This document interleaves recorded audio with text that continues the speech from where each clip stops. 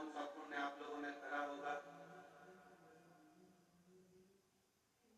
कि ये कथा आज 21 तारीख को प्रारंभ हो रही है और 27 तारीख जिस दिन प्रदोष है, प्रदोष के दिन मजेश्वर नाथ के चरणों में ये कथा विराम हो रही है।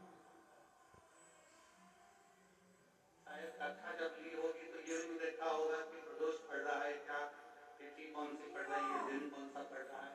पर कहीं ना कहीं मेरा भोलेनाथ, मेरा विश्वनाथ, मेरा मजेश्वर नाथ, मेरा शिव, मेरा शंकर उस आनंद को आपके भीतर विराजमान कर इस आयोजन को सफल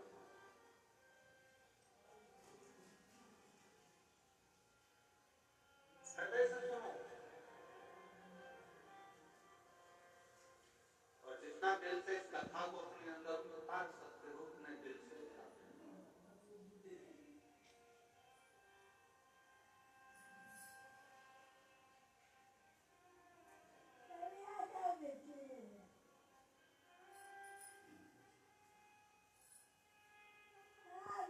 इस विधाने में जब कोई नया आम का पेड़ होता है, पहली बार उसमें अगर फूल आता है, पहली बार अगर उसमें मोर आता है तो बड़ा सुंदर दिखता है कि कितना सुंदर है, कितना विशाल है, कितना बढ़िया है, इसमें आम आएंगे, बहुत आएंगे, ढेरों आम लगेंगे और ढेरों आम इसमें लग जाए। पर जो श्रेष्ठ माली होता है आम के पेड़ को जो संभालने वाला होता है, जो श्रेष्ठ माली होता है, जो बगीचे को संभालने वाला माली होता है, वो क्या करता है, उस आम के पेड़ के, नए आम के पेड़ के मोर को, फूल को तोड़ लेता है, तोड़कर उसको फेंक देता है उसके पेड़ के नीचे।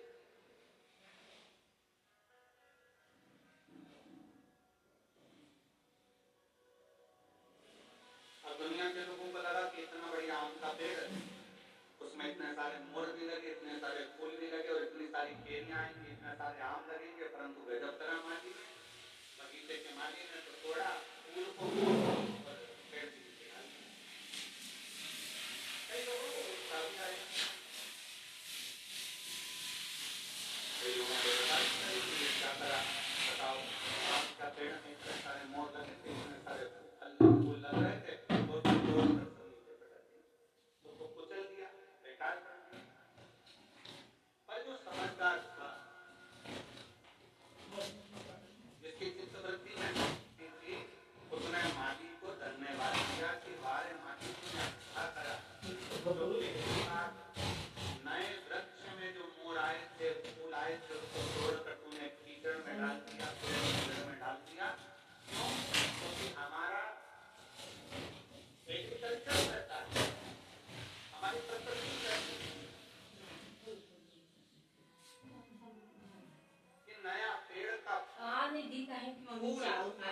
बगीचे में लगे नए पेड़ के अगर मोर को, फूल को तोड़कर फेंक दिया जाए तो दूसरी बार जो फूल आते हैं और दूसरी बार जो फल आते हैं वो अपार आते हैं, जिसको गिना भी नहीं जा सकता। इतनी कृपा के साथ में उसमें आम लगना चाहिए जाते हैं,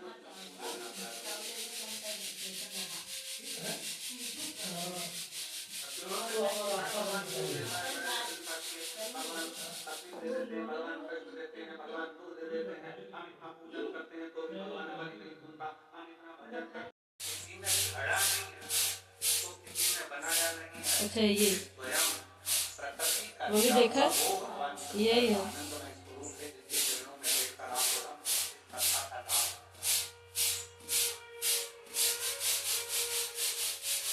और देखो, मानो तो गंगा, मानो ना मानो तो बहता पानी, रंग बोलो जरा, ना मानो तो बहता पानी, अब मान लो तो मैं गंगा और ना मानो तो पानी तो बह रहा है। तुम्हारी मर्जी पड़े तो डुबकी लगाओ, तुम्हारी मर्जी पड़े तो नहाओ, तुम्हारी मर्जी पड़े तो ले जाओ, तुम्हारी मर्जी पड़े तो जाओ।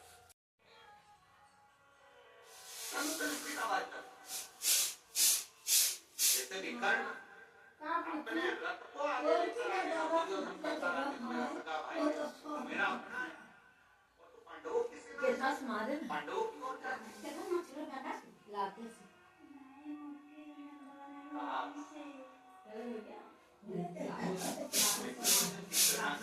यदि अगर तुमसे कोई पूछे आप लोग यहाँ कथा सुनने के लिए आए हैं तो कोई कथा सुनने कहाँ जा रहे हैं? क्यों जा रहे हैं? जगह नहीं जा रही जहाँ पर मेरे शंकर भगवान स्वयं विराजमान है। शंकर के रूप में मेरे शिव विराजमान है।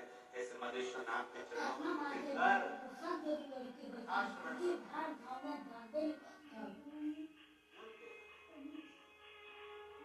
बोल बम का नारा है। मैं उनके चरणों में कथा श्रवण कर रही हूँ।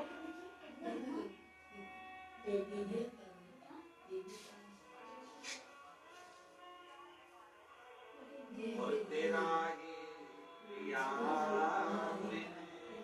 खाया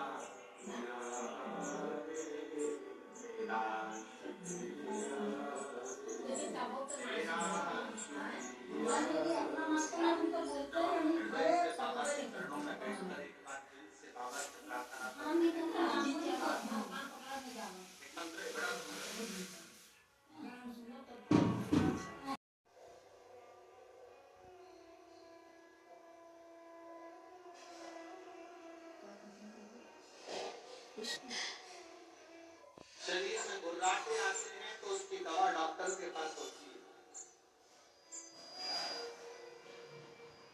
परशु महापुराण की कथा चलती है जब शरीर में अकड़ आई तो उसकी दवा डॉक्टर के पास है।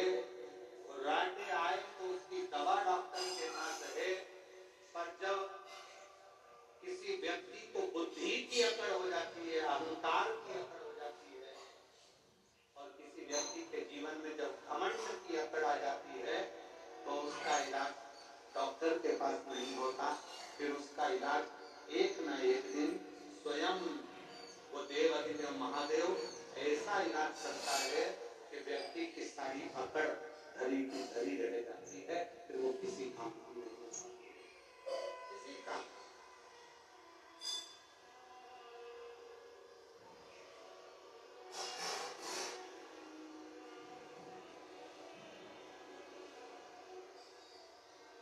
फिर वो किसी कर्म की नहीं, वो किसी काम।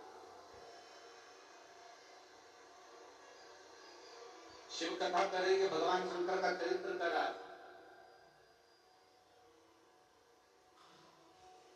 भगवान को पाने के लिए बहुत सारी दौलत या संपदा या धन या वैभव या सत्ता की जरूरत नहीं होती। कोई तुमसे कहे भगवान को 56 भोग लगाओ तो भगवान को 56 भोग की भी जरूरत नहीं होती। जो दुनिया के लोगों का पेट 10,000 ब्राह्मण का पेट आधा चावल का दाना छूटा द्रौपदी के घर का खा लेता है और 10,000 ब्राह्मणों का पेट भर देता है। 10,000 ब्राह्मणों का उदर भर देता है। जरा विचार करिएगा, उसको तुम्हारे 56 भोग की जरूरत नहीं। कोई कहे कि भगवान को पीताम्बर दे दो, भगवान को अंबर दे दो, भगवान को वस्त्र दे दो, भगवान प्रसन्न हो जाएंगे। जो एक उंगली उठाकर द्रौपदी को 9,999 वस्त्र दे सकता है, उसको तुम्हारे वस्त्र की भी जरूरत है। और जो स्वयं रत्नाकर का जमाई हो, समुद्र का जो दामाद हो, जिसके चरणों में स्वयं लक्ष्मी विराजमान हो, उसको तुम्हारी संपदा, तुम्हारे रतन, तुम्हारे माणिक, तुम्हारी मोती, तुम्हारी औषधि की भी जरूरत नहीं। फिर उसको चाहिए क्या? ना उसे तुमसे वस्त्र चाहिए, ना आभूषण चाहिए, ना रतन चाहिए, ना माणिक मोती चाहिए। ये जो दुनिया के लोग हैं ना, जो भगवान को बदनाम करते हैं ना, वो हमेशा एक ही बात करते हैं, तुम्हारे भगवान को तो ये चाहिए, तुम्हारे भगवान को तो 56 भोग चाहिए, तुम्हारे भगवान को तो पीताम्बर चाहिए, तुम्हारे भगवान को तो अंबर चाहिए, तुम्हारे भगवान को तो ये चाहिए। जो सनातन धर्म पर आक्षेप लगाने वाले होते हैं, हिंदू धर्म पर आक्षेप लगाने वाले होते हैं, वो हमेशा तुम्हारे भगवान को ये चाहिए, तुम्हारे भगवान को वो चाहिए। तो महापुराण में केवल एक चीज लिखी है कि भगवान शंकर को तुम्हारा मन, तुम्हारा दिल, तुम्हारा हृदय चाहिए।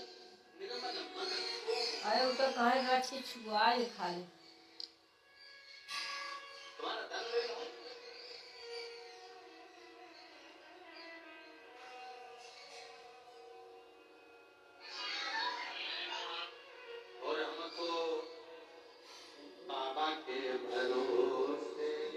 खूब कर, और ऐसे ही नहीं करिए नगाड़े बजा बजा के देर कर रहा है। देखो तो बहुत तेज बारिश होता। खूब जोर, और खुद तो नहाए, सबको मिला दिए।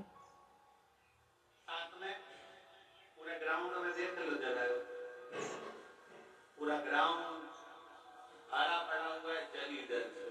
और मैं आपको भी नमन करता हूँ, आपकी भक्ति को नमन करता हूँ, जो दिल से आपने कथा चालू हुई तब से लेकर अभी तक लगातार बारिश हो रही है, लगातार बादल गरज रहे हैं और हवा चल रही है। उस बीच में आप लोग इतने प्रेम से, हम कहेंगे टीवी पर कितने लोग कथा देखना, जरा देखो नजारा कि कितना कितना पानी लगातार पंडालों में बह रहा है, तो भी आप लोगों की अविरत भक्ति शिव तत्व आपके हृदय में विराज।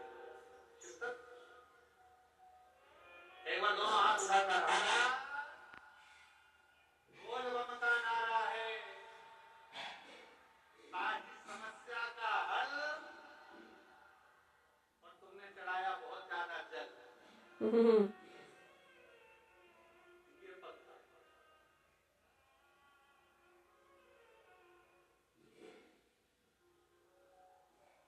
शिव कथा कर रही है भगवान शंकर का शरीर।